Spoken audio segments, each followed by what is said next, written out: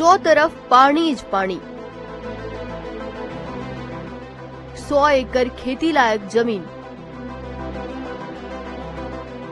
અને માલઢોર સાથે અનેક પરિવારોનું સ્થળાંતર। આ જ હકીકત છે વાવ થરાદના ગ્રામ્ય વિસ્તારોની, અને આ કોઈ ચોમાસાના દ્રશ્યો નથી। આ છે અત્યારના એટલે કે સપ્ટેમ્બર 2025માં વરસાદ બાદ જાન્યુઆરી 2026 અંદાજે 4 મહિના પછીના દ્રશ્યો। થરાદથી લઈ સુઈગામ સુધીના અનેક ગામડાઓમાં 100 એકર જમીનથી વધુનો વિસ્તાર હજી જળબંબાકાર છે। 4 મહિનાથી પાણી પીડ્યું છે। હવે થોડુંક હુકાણું છે, પણ 4 મહિનાથી શિયાળુ ચોમાસુમાં ફેલજ્યું, શિયાળુમાં ફેલજ્યું, હજી ઉનાળુનું કોઈ નક્કી નથી। સાધન જાય એમ નથી। હજી ગારા પીડ્યો છે, એકલો ગારો ઘરમાં પાણી પીડ્યા હતા આટલા દાડા, ઘરમાં રેવરાતું નથી હજી, એટલે પાણીની સમસ્યા મોટી છે।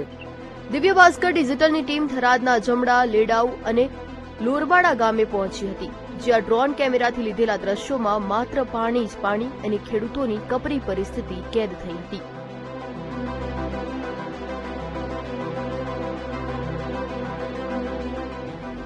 આ ગામડાઓમાં આખો વિડિયો જોવા માટે ડાઉનલોડ કરો દિવ્ય ભાસ્કર એપ।